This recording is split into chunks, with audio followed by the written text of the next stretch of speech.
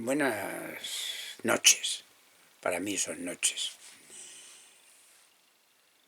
Voy a terminar de los extractos que he sacado de este libro de Madrid por dentro y por fuera, con un apartado escrito por Modesto Fernández y González, que fue un gallego de pro. Parece ser que nació hacia 1838 en Orense y fue redactor de publicaciones periódicas como la Revista de Instrucción Pública, El Teatro, El Reino, La Correspondencia de España, La Época o La Ilustración española y americana. Falleció hacia 1897 en Madrid.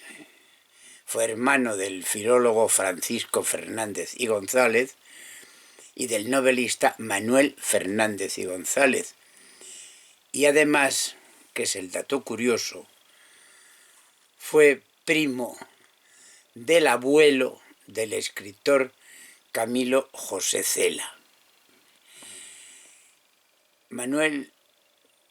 Modesto Fernández y González utilizó el seudónimo Camilo de Cela, con lo cual prácticamente todo queda en familia.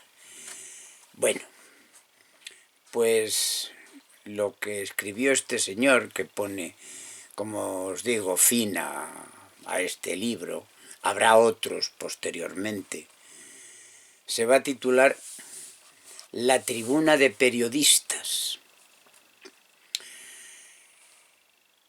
La Tribuna de Periodistas de un lugar muy específico, muy concreto, y que en estos días tiene un significado especial. Veréis por qué.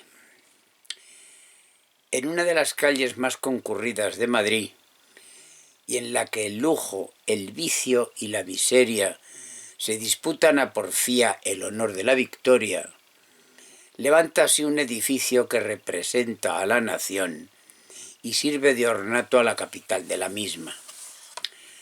Los habitantes de Madrid siempre tienen algo que admirar en aquel palacio, erigido por las artes patrias. Las gentes de fuera se fijan con la mirada en la parte exterior, pero con la inteligencia y la imaginación en sus moradores. Moradores que se renuevan periódicamente según los años y los sucesos. Dicen los unos, aquí se hacen las leyes. Dicen los otros, aquí se declara la paz o la guerra. Añaden los más, en este santuario se oyen todas las opiniones y se inician toda clase de proyectos. Los liberales, los que viven la vida de la libertad, guardan cariño y conservan respeto a aquella casa que simboliza las instituciones parlamentarias. Los tradicionalistas, los amantes de lo pasado, sienten desvío hacia la representación nacional porque envuelve el liberalismo moderno. Al penetrar en el Congreso de los Diputados, se recuerda al punto aquel vetusto convento del Espíritu Santo donde se oía la voz del sacerdote y se prestaba a oración por una comunidad de religiosos.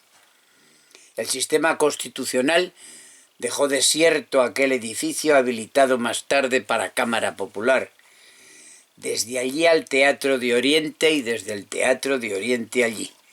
Las Cortes Españolas, en esta breve peregrinación, dejaron fijadas las bases del sistema representativo. Antes de ahora, las Cortes tuvieron asiento en la isla de León, conocida hoy por Ciudad de San Fernando. Allí fue el primer punto de residencia para una asamblea de eminentes patricios, que despreciando el fuego enemigo y la invasión de guerreros vencedores en Europa, sostuvieron sin miedo y sin vacilación el principio de la soberanía nacional.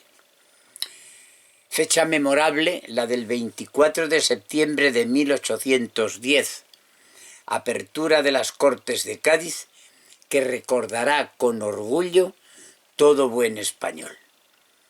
El Teatro de la Isla, pobremente habilitado con un simple recado de escribir y unos pocos cuadernillos de papel en cuya cabecera se veía una silla de brazos y a los lados largos y estrechos taburetes, fue el primer palacio que ocuparon las Cortes en nuestro siglo. Naturalmente, se está refiriendo concretamente al siglo XIX. Luego en Cádiz, más tarde en Madrid, en el Teatro de los Caños del Peral y en el Colegio de Doña María de Córdoba y Aragón, lo que hoy es el Senado. Y andando el tiempo, estuvieron en la iglesia de San Hermenegildo de Sevilla. La Cámara Popular se ha visto alojada indistintamente en conventos, teatros e iglesias, y dentro de sus muros se dictaron las constituciones de 1812, 1837 y 1845, siendo la de 1869 la única que fue discutida y votada en su propia casa. Los conventos se transformaron en salones de sesiones, los teatros se convirtieron en galerías y tribunas, y las iglesias, sin perder su ornamentación propia, servían accidentalmente de poderoso auxilio al orador parlamentario. Pero este estado de cosas tenía que desaparecer.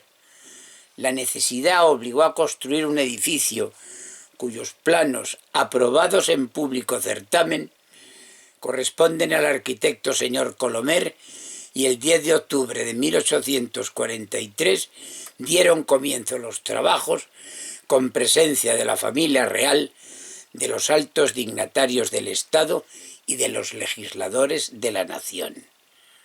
El regente del reino, general Espartero, había trabajado con éxito para llegar a este resultado.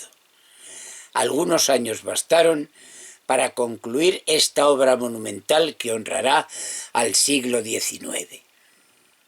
Es el mismo lugar en el que hoy, algunas mañanas, quienes ostentan la representación de la ciudadanía se lanzan improperios, epítetos y se insultan mutuamente, olvidándose de que están todos al servicio del pueblo español. Que tengáis buena tarde o buena noche o buena mañana, porque esto continuará en sucesivas entregas. Buenas noches.